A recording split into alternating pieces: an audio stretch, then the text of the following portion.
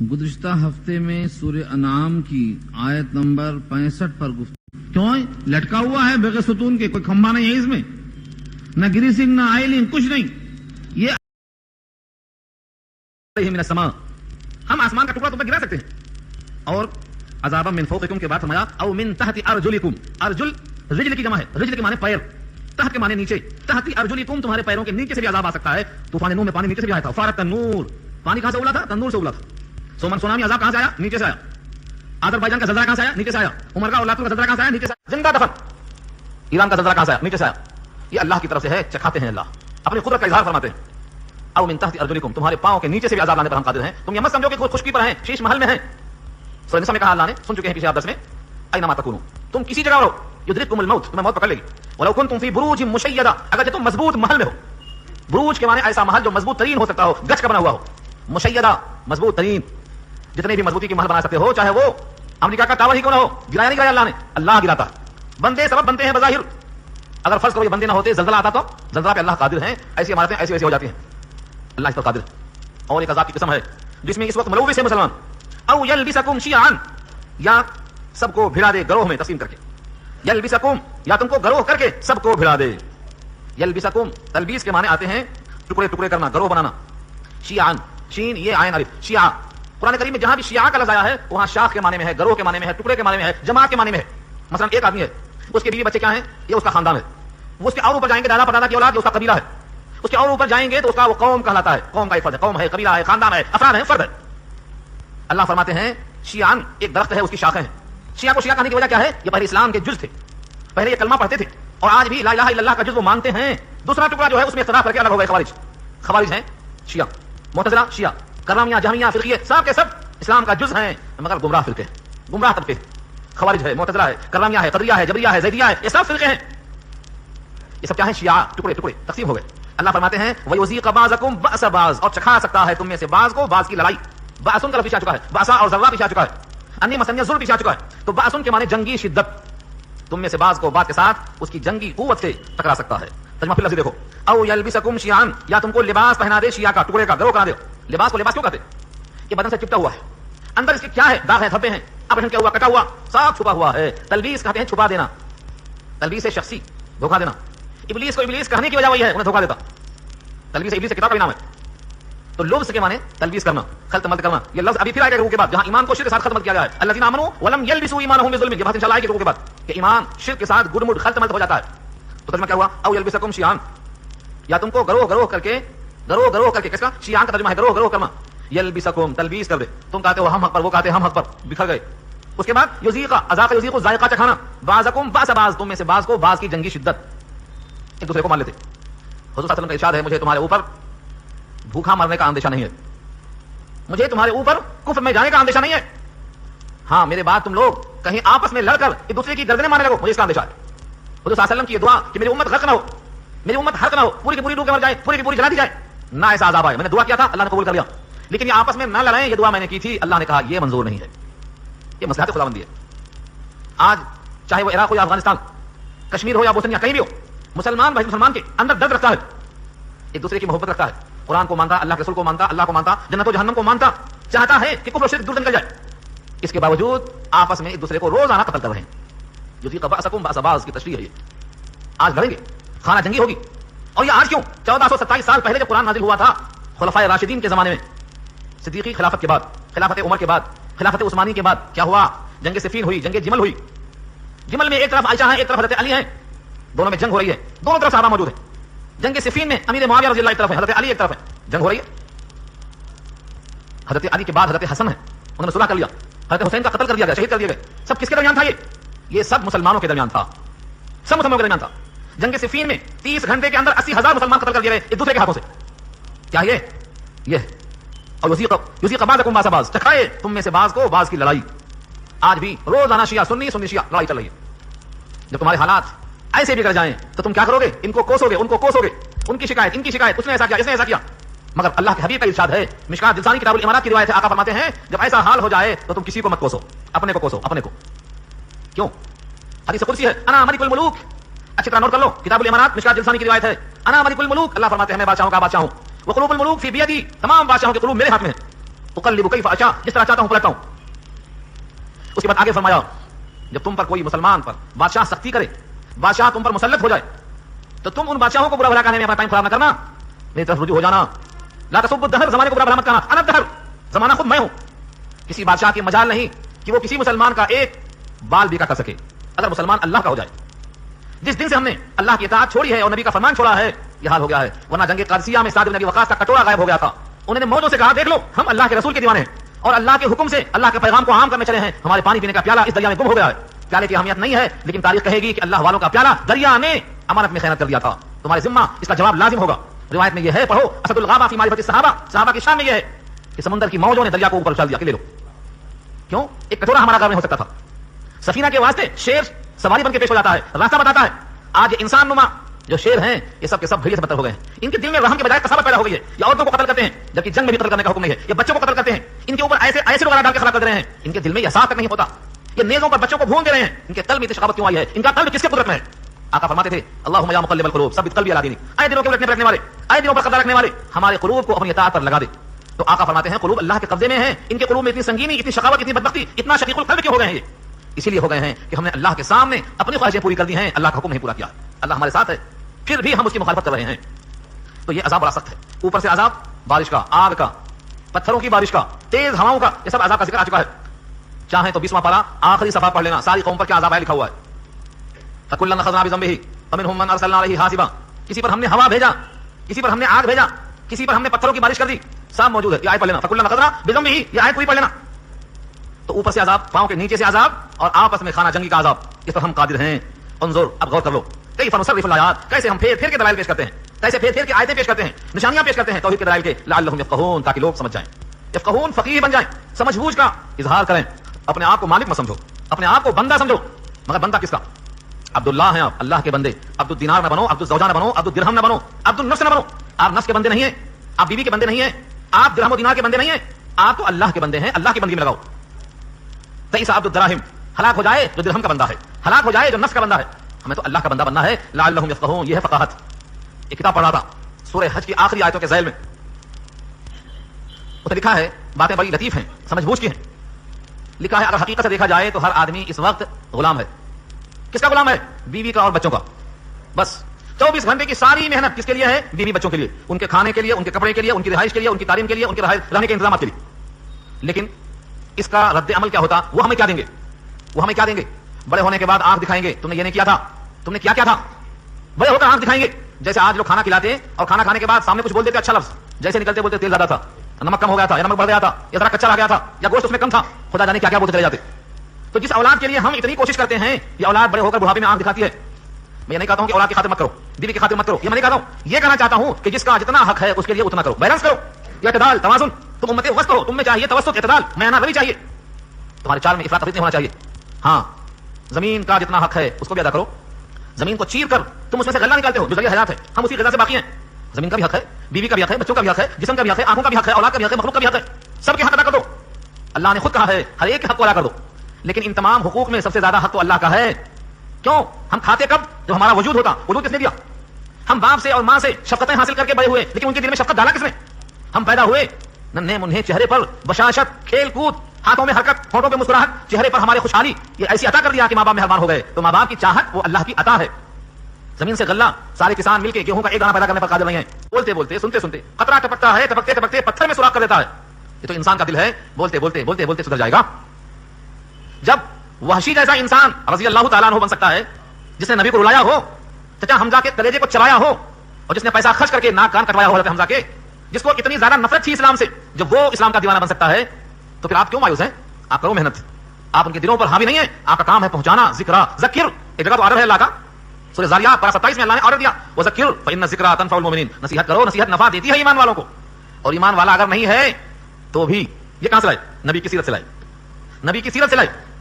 अगर ईमान वाला है तब तो नफा होगा ही होगा, क्योंकि ईमान लाने का मतलब मैं इस किताब को मानता हूं, तब तो हुआ ईमान वाला। और जब मानता हूं तो जैसे इतना मिलेगी ये मसला है, मान लेगा। आपको याद होगा हिंदा, जिसने वहशी को खरीदा था, ये काम करवाया था हज़रत हमजा के कत्ल का। उस हिंदा ने जब नबी के साथ महफिल में गुफ्तगू शुरू हुई और इस्लाम कबूल करना चाहा, तो उसने कहा था आज से पहले इस जमीन पर कोई चेहरा नहीं था जिसकी नफरत मेरे दिल में उससे ज्यादा हो।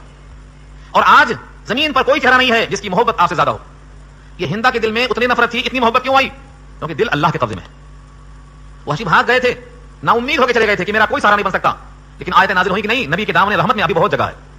اللہ کی رحمت اور اللہ کی طرف سے مغفرت تمہارے گناہوں سے بہت وسیع ہے, آ جاؤ. اللہ سارے گناہوں کو معاف کرنے کو تیار ہے. تو نفع ہے, ذکر تو کرو, نصیحت تو کرو, پہنچاؤ تو صحیح اللہ کے پیغام کو. کیوں پہنچائیں گے؟ اللہ نے فرض کیا ہے پہنچانا. آپ نہیں پہنچائیں گے تو قیامت میں سرخرو نہیں ہو سکیں گے. اگر آپ نہیں پہنچائیں گے تو غافل میں شمار کیے جائیں گے. غافل کا مطلب بیل بھی کھاتا, بھینس بھی کھاتی, بکری بھی کھاتی, شیر بھی کھاتا, سارے جانور کھاتے, کھاتے پیتے, بچوں میں لاتے, مر جاتے. اگر انسان بھی ایسا کیا تو اللہ فرماتے ہیں یہ چوپایوں سے بدتر ہے, اس کو حساب دینا پڑے گا. کل انعام بل ہم ازل, قیامت میں اللہ کی پوچھ سے نہیں بچے گا. سوال دونوں سے ہوگا, رسولوں سے بھی اور جن کے بعد بھیجے گئے ان سے بھی. سورہ اعراف کا پہلا رکوع دیکھو, فلنسألن الذین ارسل الیہم ولنسألن المرسلین. جن کی طرف رسولوں کو بھیجا گیا تھا ان سے پوچھیں گے کوئی آیا تھا, اور جن کو بھیجا تھا ان سے پوچھیں گے ماذا اجبتم, کیا جواب ملا تھا. سوال دونوں سے ہوگا. اب نبی نہیں آئے گا تو اب جو ہندوستان کے کروڑوں کافر مشرک کلمہ طیبہ کے بغیر مر کر جہنم میں جا رہے ہیں, ان سے اللہ پوچھے گا تمہارے پاس کوئی آیا تھا, تو کہیں گے نہیں میاں, سب مت چوری میں دعوت میں کون آتا میرے پاس. اجی گاؤں میں تو کیا آتے, شہر میں بھی نہیں گئے تھے. کنتم خیر امۃ اخرجت للناس, یہ آیت پڑھتے ہیں لیکن ستیاناش کر دیتے ہیں. ستیاناش کیوں؟ اخرجت للناس کا ترجمہ کیا ہے؟ سارے انسانوں کے واسطے تم پیدا کیے گئے ہو, تمہیں اللہ نے چنا ہے. هو اجتباکم, سورہ حج کی آخری آیت ہے, هو اجتباکم, تم کو چن لیا ہے اللہ نے کہ اب نبی نہیں آئے گا تم یہ کام کرو گے. یہ کام کو اس واسطے کرنا ہے کہ ہم کو چنا ہے اللہ نے. کروڑوں انسانوں میں سے صاحب انسان بنایا ہے, مسلمان بنایا ہے, نبی کی امت میں رکھا ہے.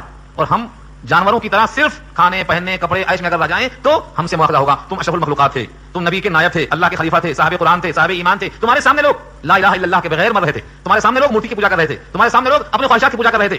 تم کیا کرتے رہے؟ تو آپ کہیں گے لا لا لا ادری, ہم مصروف تھے, ہم مصروف تھے, ہمیں خبر نہیں. تو ذکر یہ متقیوں کے ذمہ ہے, لعلہم یتقون, شاید تو نصیحت قبول کر لیں, نصیحت قبول کر لیں, ہو سکتا ہم اللہ کا پیغام پہنچائیں.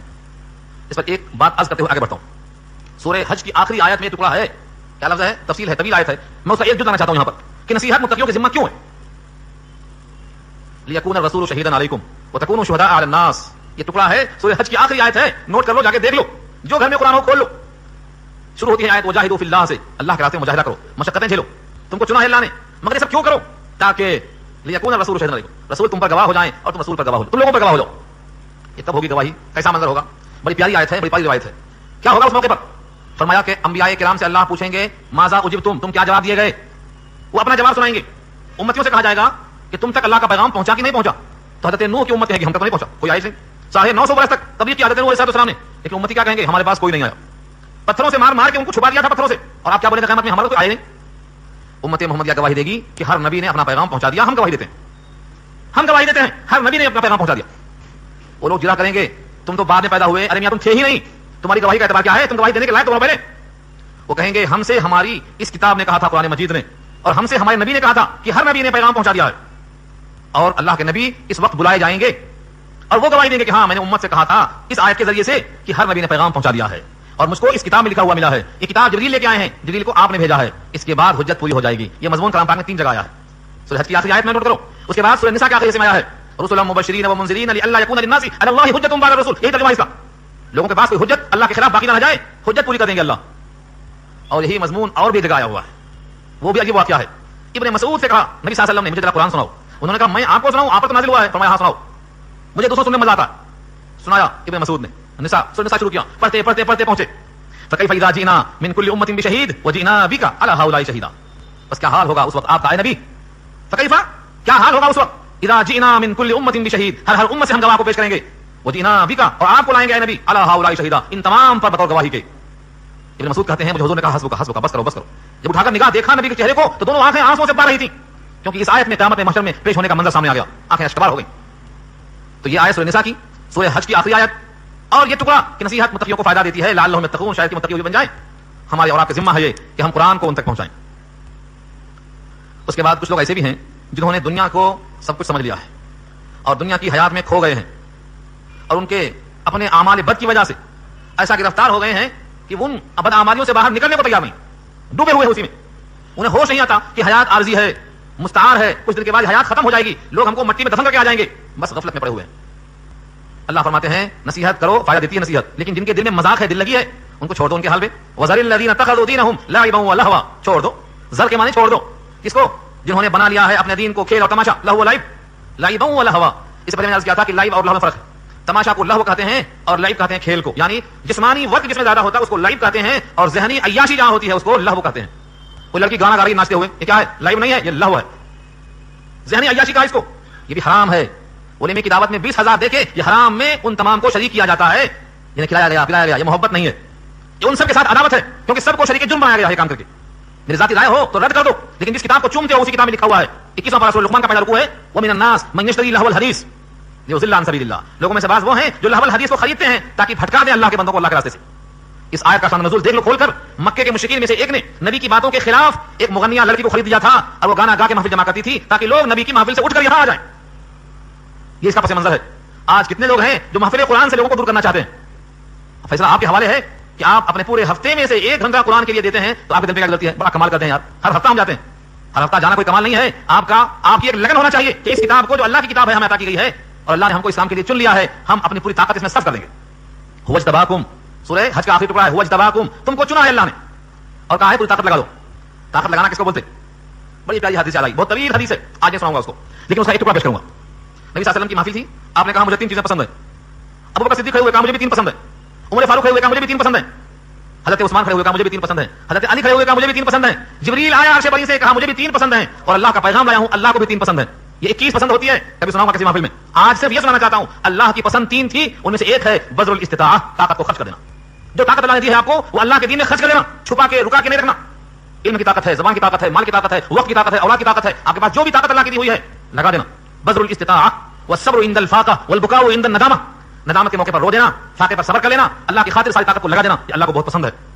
اس لیے فرمایا کہ طاقت کو پوری لگا دو. جب لوگ باطل میں طاقت کو لگاتے ہیں تو آپ کو حق میں لگانے کا تعامل ہے. ناچنے والی رنڈی پر 20,000 خرچہ ہو سکتا ہے تو آپ کو اس کی تلافی کے لیے، نیکیوں کے پرچار کے لیے، حق کو واضح کرنے کے لیے، اچھائیوں کا حکم دینے کے لیے اس سے بڑھ کے خرچ کرنے کا تعامل ہے. اس خرچ کرنے پر تو گناہ کبیرہ ہوگا، جہنم میں جانے کا ایندھن بنے گا، لیکن اس کی تلافی کے واسطے آپ خرچ کریں گے تو انشاءاللہ آپ کا مقام بلند ہوگا. جو اللہ کی بلندی چاہے گا، کتاب اللہ کی بلندی چاہے گا، نبی کے دین کی بلندی چاہے گا، اللہ اسے ذلیل نہیں کر سکتے. اللہ کی غیرت کے خلاف ہے، اللہ سب سے بڑا غیرت مند ہے، اسے بلند کریں گے. تو حاصل کیا نکلا؟ ان کو چھوڑ دے جو اپنے دین کو لہو و لعب سمجھتے ہیں. اللہ اکبر، کیا آیت ہے! چھوڑ دے ان لوگوں کو، اتخذوا دینہم، جنہوں نے اپنے دین کو بنا لیا ہے. کیا بنا لیا ہے؟ لہو و لعب، کھیل اور تماشا. سوائے چند افعال کے اور کیا اسلام میں باقی رکھا ہے؟ ایک جنازہ ہو جاتا ہے، ایک نکاح ہو جاتا ہے، باقی جو چاہے کرو. کون پوچھتا؟ ایک بچوں کا ڈرامہ ہو رہا تھا، مکالمہ.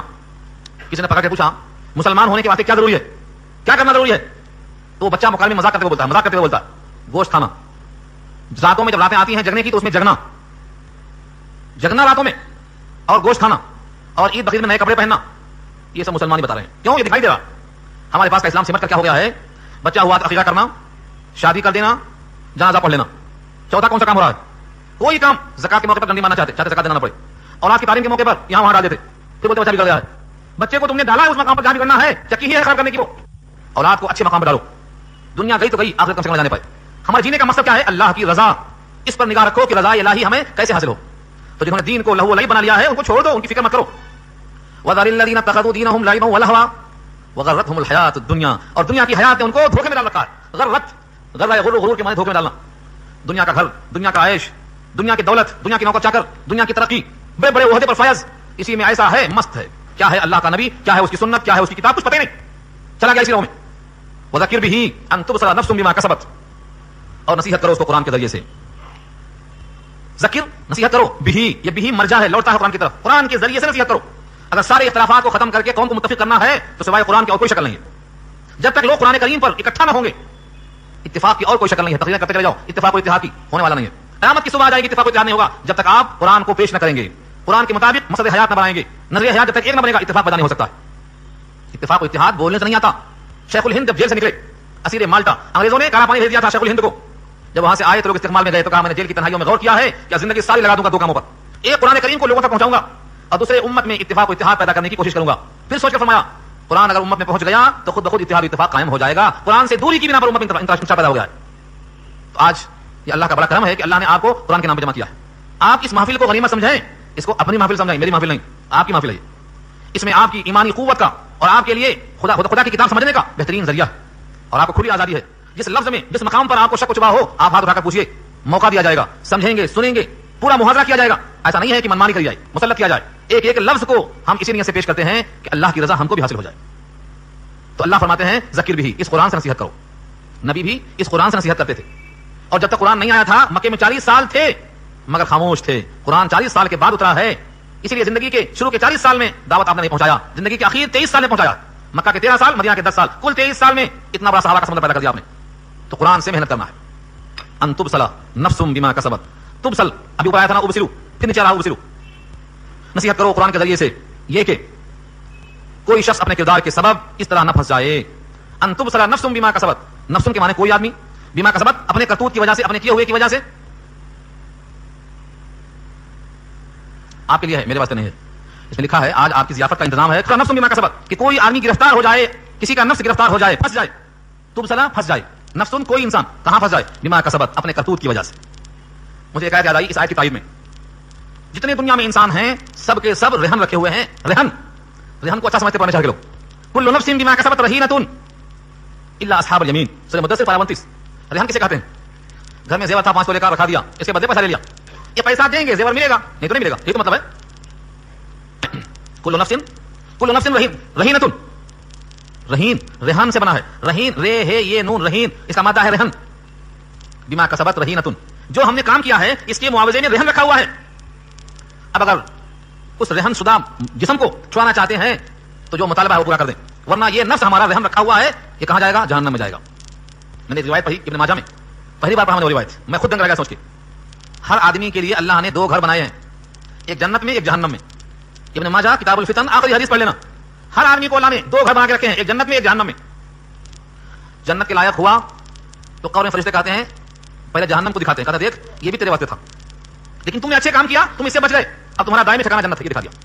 اور اگر جہنمی ہے تو پہلے جنت دکھا کے بولتے ہیں اس کو دیکھ ٹھکانہ یہ تھا، لیکن تیری برائیوں کی وجہ سے تو اسے محروم کر دیا گیا، اب ادھر کھول کے دکھاتے ہیں یہ دیکھ کتنا مقام ہے. تو جنت کا مقام، جنت کا گھر ہمارا رحم رکھا ہوا ہے ہمارے عمل کی پیداش میں. ہم نے اس کی مرضی کے مطابق کام کیا تو اس مرضی پر چلتے ہوئے جو ہم نے محنت کی ہے اس کے عوض میں ہمارا گھر جو رحم رکھا ہوا ہے ہم کو مل جائے گا. یہاں وہی کہا گیا ہے اتنا سمجھاؤ کہ کوئی آدمی اپنے کرتوت کی بنا پر پھنس نہ جائے، اس کا مواخذہ نہ ہو جائے. سمجھاؤ لیس لہا من دون اللہ ولی ولا شفیع، نہیں ہے اس کے لیے اللہ کے سوائے کوئی ولایت کرنے والا، کوئی سفارش کرنے والا. ولی نہ شفیع، ولی ان کے معنی مددگار اور شفیع ان کے معنی سفارش کرنے والا. اگر کوئی آدمی خود پھنس گیا تو اب سفارش کام میں نہیں آتی. کتنا پھنسنا مراد ہے؟ مرنے کے وقت اگر شرک سے پاک نہیں ہے تو سفارش کام میں نہیں آتی. سفارش کب کام میں آتی؟ میں نے شاید تفصیل سے پیچھے بیان کر دیا ہے. سفارش کرنے والا اللہ کی اجازت پا چکا ہو، جس کی سفارش کی جاتی ہے اس میں سفارش کا استحقاق ہو، یعنی وہ کم سے کم صاحب ایمان ہو، شرک سے پاک ہو. اگر وہ صاحب ایمان نہیں ہے تو اس کے حق میں کسی کی سفارش اولاً تو ہوگی نہیں، اور کوئی سفارش کیا بھی تو نفع نہیں دے گی. یوم لا ينفع مال ولا بنون الا من اتى الله بقلب سلیم. سورہ شعراء پارہ 19 کے الفاظ ہیں. بیٹا مال کام میں نہیں آئے گا، دل کام میں آئے گا. سلیم دل، اس دل میں کیا ہو؟ اللہ کی توحید ہو، شرک سے بیزاری ہو. وَإِن تَعْدِلْ كُلَّ عَدْلٍ لَا يُؤْخَذْ مِنْهَا. اللہ اکبر. وَإِن تَعْدِلْ كُلَّ عَدْلٍ لَا يُؤْخَذْ مِنْهَا. جتنا سوچو کم ہے. اگر کوئی فدیہ دے گا، زر ضمانت دے کر چھڑانا چاہے گا، کل عدل، دنیا پوری دے دے، لا يؤخذ منها، تو اس سے وہ فدیہ قبول نہیں کیا جائے گا. کہے گا مجھ کو چھوڑ دو عذاب سے، میرے عذاب کو مجھ سے دور کر دو. ہاں اس کے معاوضے میں میری ماں کو، میرے باپ کو، میرے بیٹے کو، میرے بھائی کو، میرے پورے قبیلے کو، گھرانے کو، سب کو لے لو عذاب میں، مجھے چھوڑ دو. جس بیوی پر جان قربان ہے، جس بچوں پہ آپ نثار ہیں، آپ نہیں، مراد سے وہ انسان ہے جو شرک کے بغیر جائے گا، جو شرک کے ساتھ جائے گا. کیا کہے گا؟ بھاگے گا، بیوی کو دیکھ کر بھاگے گا اور اللہ سے کہے گا کہ مجھے نجات دے دو کسی حال.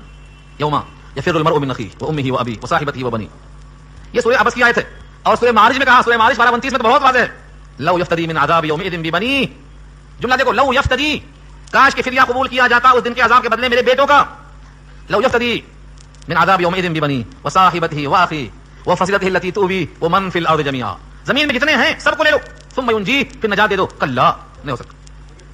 تو یہ اللہ کی طرف سے ہے. وَإِن تَعْدِلْ كُلَّ عَدْلٍ، اگر وہ عدل یعنی فدیہ دیں، پورا کا پورا فدیہ دیں، پورا معاوضہ دیں.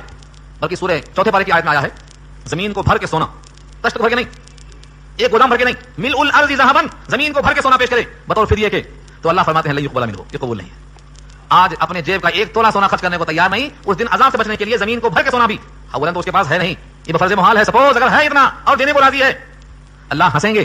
ہنسنے کا لفظ روایت میں آتا ہے اور کہیں گے ابن آدم تجھ پہ افسوس، دنیا میں اگر دیا ہوتا تو 2.5% میں راضی تھا، اس سے کم پر میں راضی تھا، اور یہاں تو پورا کا پورا دینے کو تیار ہے.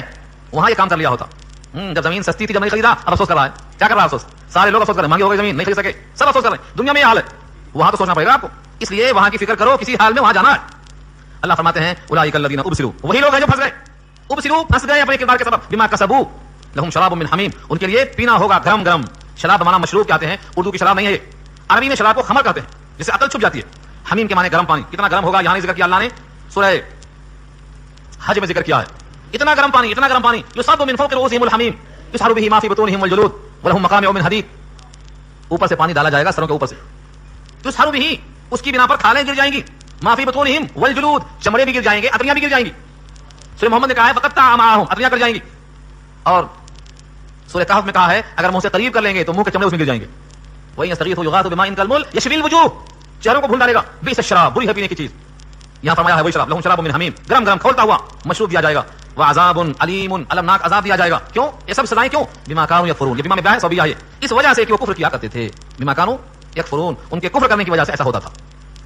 خلاصہ بحث یہ ہوا, آج کے درس کا خلاصہ پورا یہ ہوا کہ جب مصیبت میں اللہ کو پکارتے ہو تو راحت میں اللہ کو مت بھولو. جس طرح تم مصیبت میں تھے وہ قادر تھا, جب تم خوشحالی میں ہو تب بھی وہ قادر ہے.